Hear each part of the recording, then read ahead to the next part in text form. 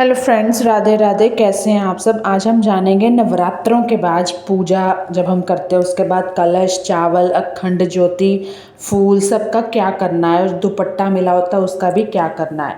नवरात्रों में कई लोग बड़े विधि विधान के साथ माँ दुर्गा की प्रतिमा अपने घर में स्थापित करते हैं और इस दौरान वो कलश में जल भरकर 9 दिनों तक रखते हैं। उसमें कलश के ऊपर नारियल रखते हैं, माँ दुर्गा के पास अखंड ज्योति जलाते हैं, माँ दुर्गा की प्रतिमा के बगल में ही गमले में ज्वार भी उगाते हैं।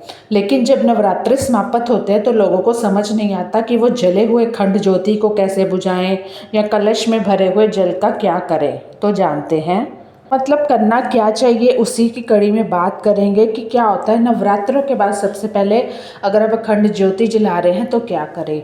नवरात्रों के समापन के बाद यदि अखंड ज्योति प्रज्वलित है तो उसे फूंक कर या किसी और तरीके से बुझाने की बजाय उसके बुझने का इंतज़ार करें।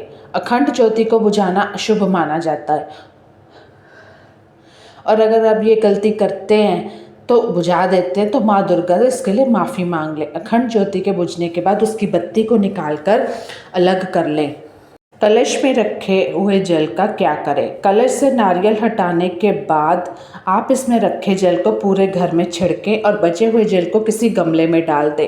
कलश के जल को बहुत पवित्र माना जाता है और उसे पूरे घर में छिड़कने से जो पूरे घर में सकारात्मक ऊर्जा आती है। वही इस कलश के भीतर जो रखे सिक्के हैं आप अपनी तिजोरी या पर्स में रखें।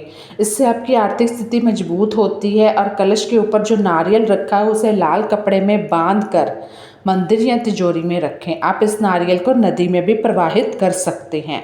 लेकिन अब आपको इसका प्रसाद ग्रहण भी करके वो भी ग्रहण भी कर सकते हैं, मतलब नारियल को अच्छे से खोल के वो प्रसाद को आप बांट भी सकते हैं। अब बात करते हैं कि नवरात्रों में कलश के पास उगे हुए ज्वारों का क्या करें। कलश का विसर्जन करने के बाद जो कलश के पास उगे ज्वारे होते हैं उसको बर्तन में निकालकर किसी गमले में इसे लगाना है। इनमें से कुछ ज्वारे निकलकर अपनी तिजोरी पैसों के स्थान पर रखें। इससे आपके घर में कभी भी एक तो धन की कमी नहीं आएगी और नवरात्रों का जो ज्वार है घर की समृद्धि का प्रतीक माना जाता है। ये ज्वार ना ही किसी को आप देना ही ना ही आपको किसी से लेना है, मतलब बहुत ही शुभ माना जाता है ज्वार। तो इसमें अब हमारे घर की समृद्धि छुपी है, खुशहाली छुपी है। कलश में रखे सिक्के का क्या करें। कलश स्थापना के दौरान जब आप कलश के अंदर सिक्के रखते हैं या कुछ भी रखते हैं, नवरात्रों के अंतिम दिन पूजा के बाद इस सिक्के को अपनी तिजोरी में रखने हैं। आपको जब सिक्का रखना है तो उसके नीचे चावल बिछा के सिक्के रखने हैं और मैं इसमें आपको उसको खर्च नहीं करना है। सिक्कों को धन के स्थान पर इस सिक्के को रखने से आपकी आर्थिक स्थिति सुधरती है। आप चाहें पर्स में डाल सकते हैं बट पर्स में खर्च हो जाएंगे तो आपको धन के मामलों में सकारात्मक परिवर्तन भी देखने को मिलेंगे।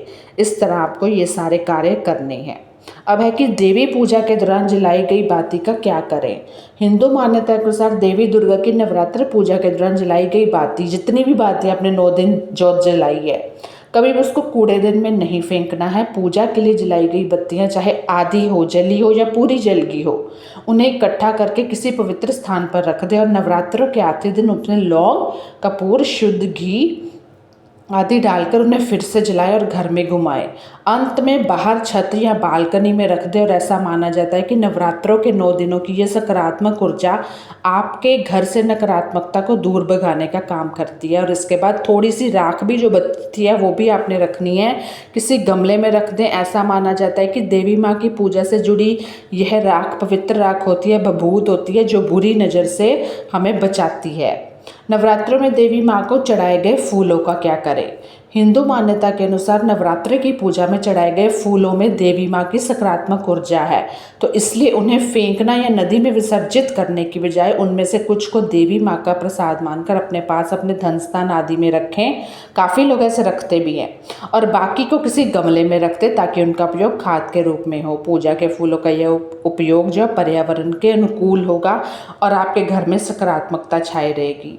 अब बात करते हैं मंदिर में कभी भी मिले या नवरात्रों के दौरान आपको दुपट्टा मिले तो उसका क्या करना है।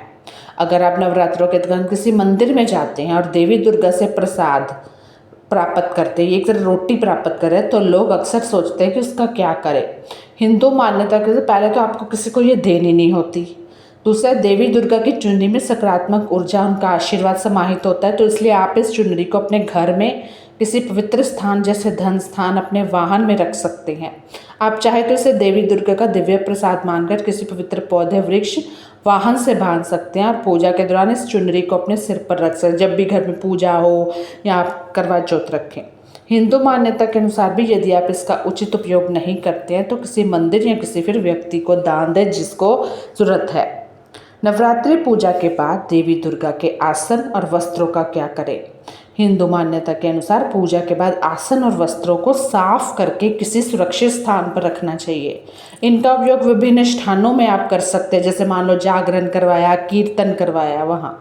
यदि आपको अब इनकी आवश्यकता नहीं है तो या आप इन्हें से मंदिर में दे दीजिए, किसी ज़रूरतमंद व्यक्ति को दान दे दीजिए।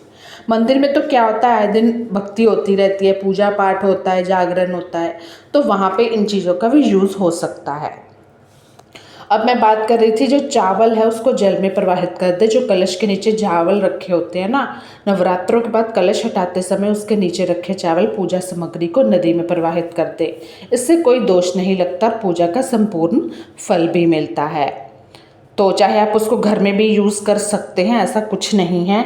माता रानी श्रद्धा है, उनके हम बच्चे हैं, है ना। तो कैसी लगी वीडियो ज़रूर बताइएगा। धन्यवाद।